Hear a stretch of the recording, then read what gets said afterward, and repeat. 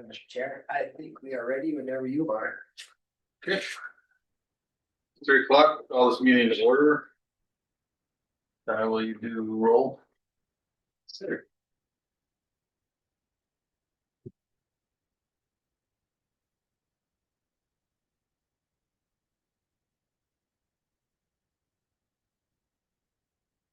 Thanks.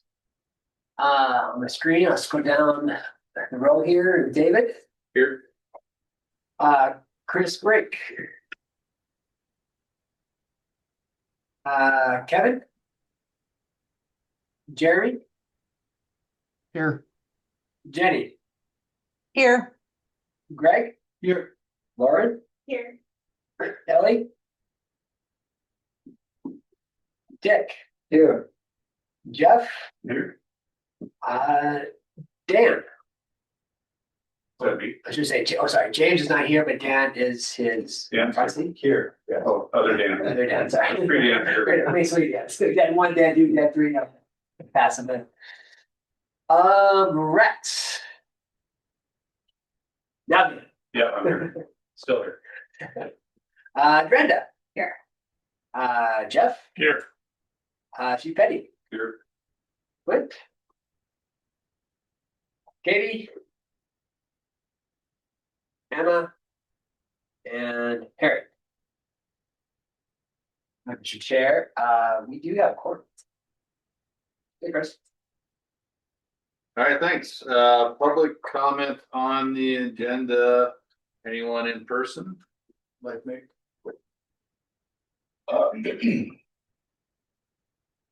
Gregory Thomas, Big Sky Passenger Rail Authority. We'll be holding town halls, one on the 27th at 5 p.m. at 10 Mile Creek Brewery. And again on June 16th at 6 p.m. at Brothers Tap Works to talk more about the benefits of the return of passenger rail to the greater Helena area. Thank you. Hey, Dr. G, I'm sorry, would you mind saying that first day again, please?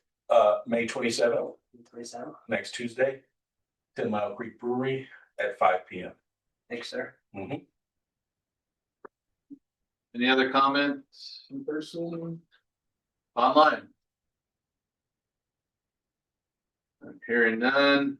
Agenda items. TTAC members provide updates on MPO projects. I will start City of Helena. Biggest MPO project that we got going on right now is we're just getting the agreement together, reviewed for the LRTP to move forward with that. So, Lewis, Clark County.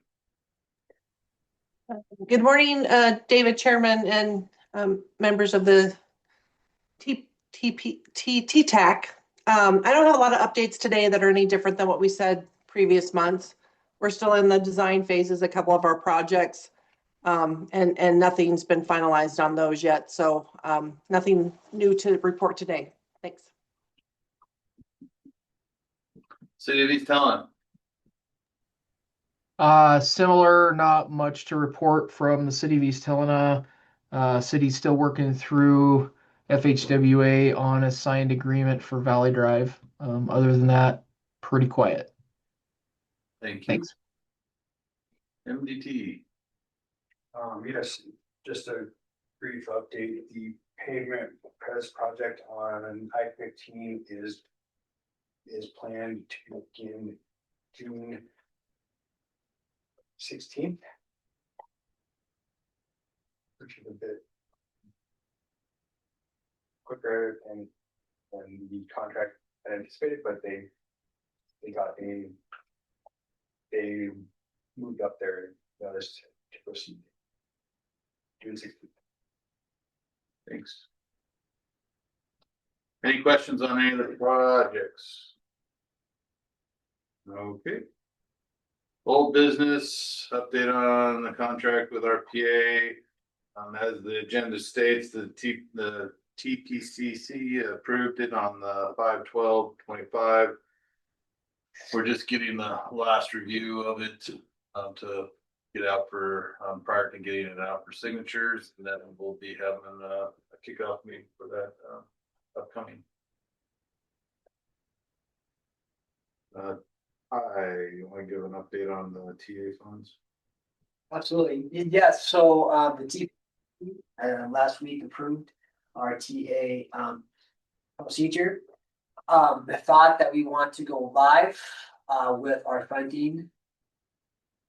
So at the end of by the end of business today, just show everyone real quick. Here's an example of the TA program website. TA form is attached here. When the applicant fills out the form, it will go to me, and I will pass around accordingly to all members of the TTAC. And also with this web page, there are instructions, the schedule, and then also just information about the TA program.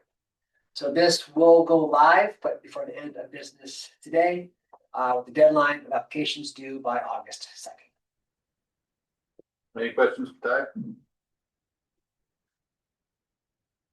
All right, moving on to new business.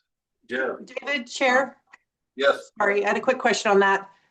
Do we want the deadline to be on a Saturday? I guess it doesn't really matter, other than it's a Saturday. Right? Sorry. We can make it that Monday or something, just so it's a business day. Okay, I think, yeah, that would maybe kick it out just a tad. Could we say a Friday? During the week? Sure. A little easier.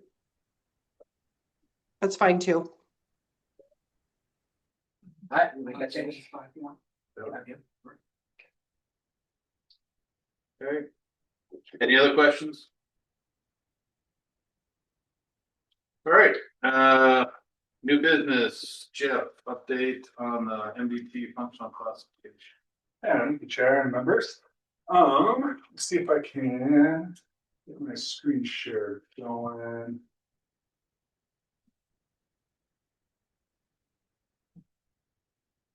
You see it? And if it doesn't work, I can just talk through it too. That's fine. You try to share it. Right now, yes. Oh, there it goes.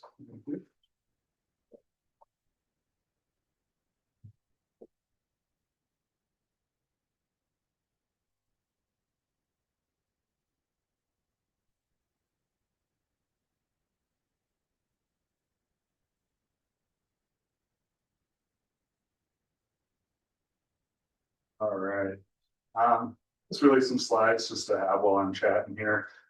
Just real quick update. I know Ty updated everybody last time as well, but MBT is initiating 2025-2026 Montana Statewide Highway Functional Classification Review. For those of you who don't know what functional class is, it's essentially a way of classifying roads by the service they provide to an area. Typically, they're classified by arterials, collectors, and local roads, with the arterials providing mobility. So that's going to be your through movements, long distance travel, things that people are using to get between places and other cities, towns, interstates as well. And then our local roads, those are kind of the lowest classified roadways. Those are going to provide service to your residential areas, houses, things like that. And then those roadways that offer kind of that blend between mobility and land access are what we call collectors. And for functional classification, there's actually two types of collectors, major and minor collectors. So essentially what we're doing at the state is we're going to look at all of these roadways across all counties, all urban areas, and make sure that they are functioning or appropriately identified as the appropriate function per the most recent federal guidelines.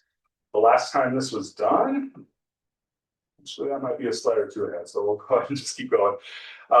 But essentially, why do we do this? It's federal direction. It's the state responsibility per federal guidelines to do a federally approved functional classification for the state.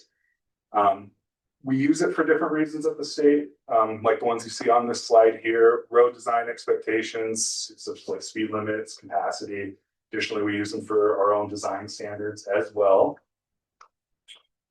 So I don't know if I have a slide on timeline. So real quick, just kind of another need for why we're doing this now. The last statewide effort was actually done in 1992. So that was a long time ago. I was 1 when that occurred.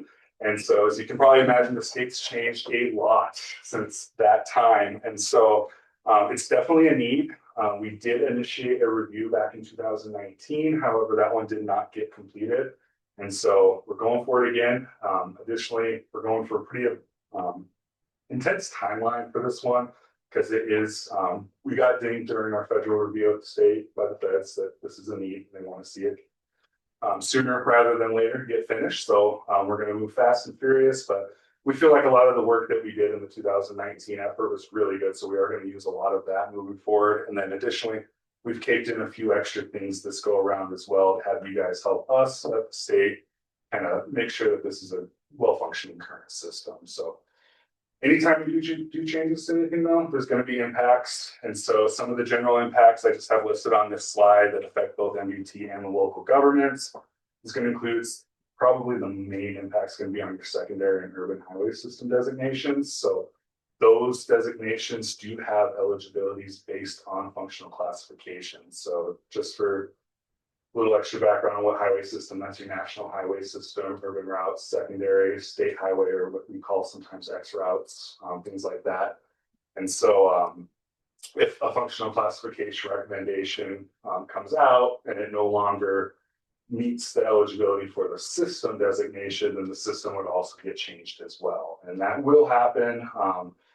I did a kickoff meeting this afternoon for the project with a lot of folks. And one of the things I told them, especially like MPOs of urban areas, not only has this not been done for 30 years, but there was a time well before I started that urban areas didn't have a differentiation between major and minor collectors. And so if you were to go out and look at all the maps of the urban areas, it's like a lot of yellow is what you're going to see. And that's the major collectors. And there's not really an identified network.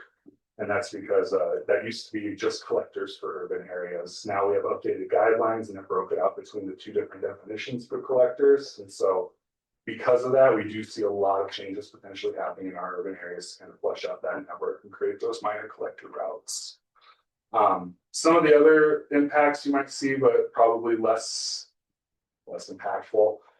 Fuel tax allocation adjustments. We really, I don't want to say there's not going to be any impact, there's probably going to be some, but it's going to be pretty minimal as mileage is just like one small factor in that allocation equation. And also only is affected by our higher order roadways. So those being principal arterials like your interstates, major highways, things like that. And typically those, we don't see a lot of revisions. They're appropriately classified as they're functioning right now. And then the last little bit is emergency relief funding. So there is a state rule that's minor collectors and lower gets the TR funding through FEMA, major collector and above, you have to go through MPT, and that can be a nightmare. And so just kind of, if you get a major collector down to a minor collector, you get out to work for FEMA if you have an emergency relief need. So then just real kind of timeline and steps that we're going to do to complete the project. We've already developed the process and the tools, taken that up the chain on my end of the state, gotten approvals on how we're going to do the project.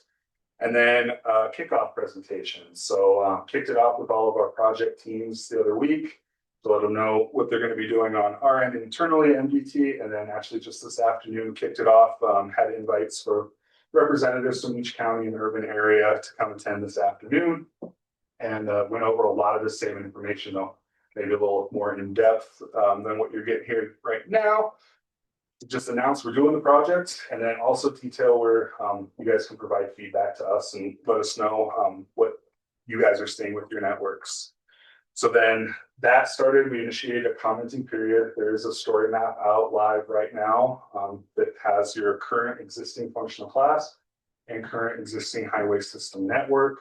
So you guys can go in and provide comments. I know, Ty, you have a link to that. So if you want to share that, others want it, it is more than able to be shared. If that doesn't work out too, reach out to me. I can get you a link to it as well. And yeah, we're really looking for, identify gaps in your systems. If there's a road, it's not appropriately classified, maybe it's functioning at a much higher level or maybe a much lower level. Let us know.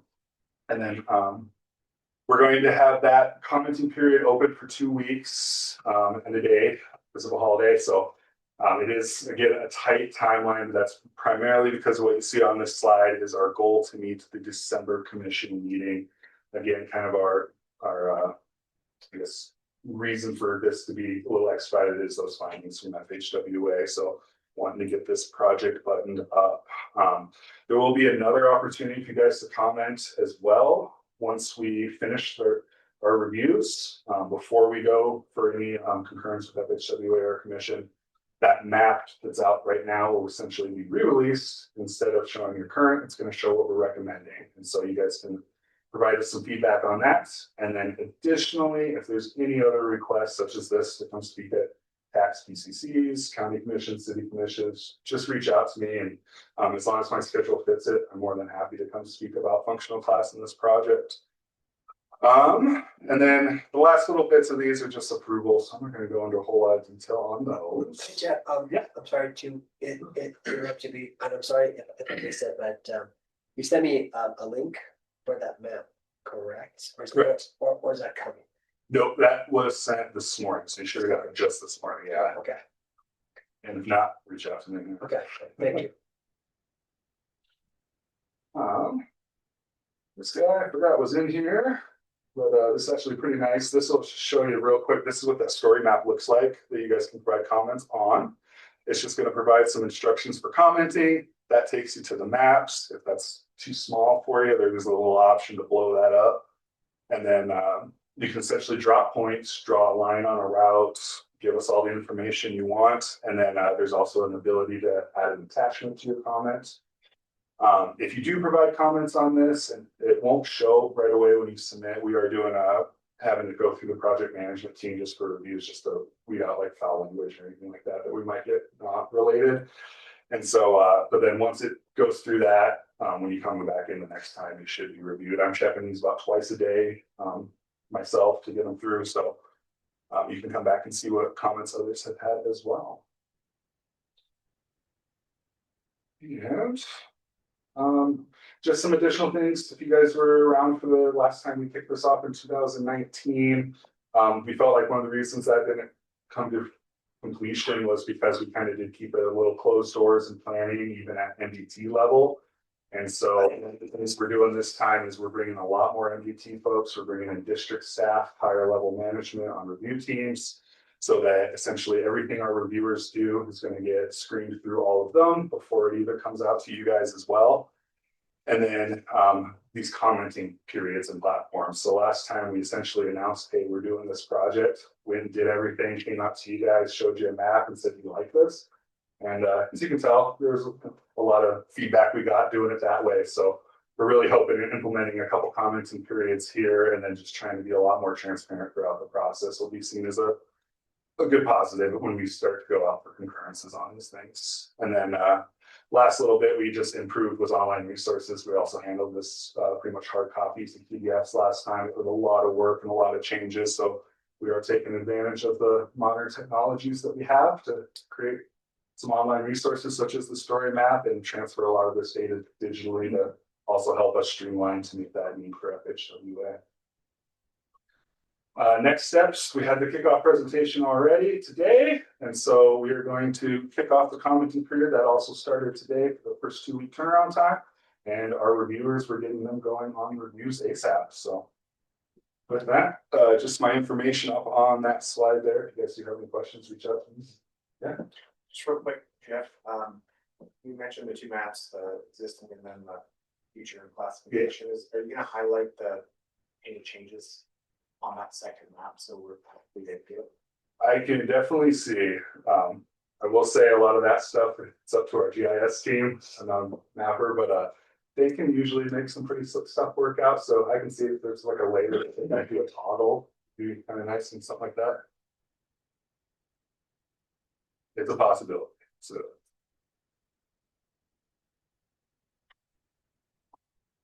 Any other questions? All right. Well, thanks, guys. Thanks, Jeff. Thank you.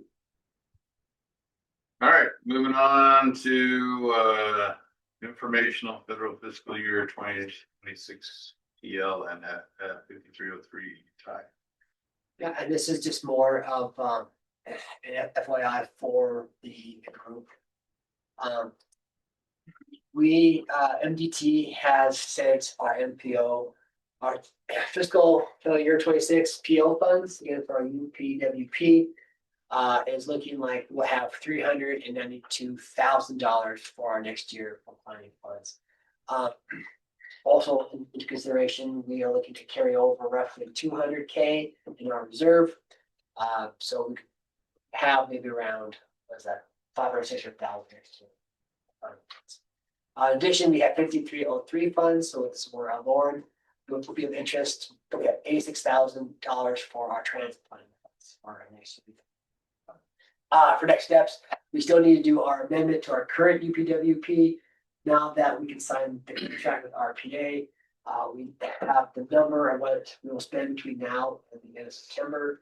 So Chris Curry and I will be making changes to our current UPWP and we'll get that to MDT over in the next couple weeks to look at. That's it. Any questions? Okay, next informational, the electronic traffic counters location. And this is just a follow-up, Mr. Chair, from previous meetings. Members from Helena, Lewis and Clark, and East Helena, no MPT on 2 locations for public traffic counters. Those 2 sites have been identified. That is off Montana between Terra Court and Enterprise, and also on US Highway 12 between Granite Avenue and William Street. MPT is now working on how to get power to those locations and set up. So still work in progress, but we have the sites. Any questions on the traffic counters?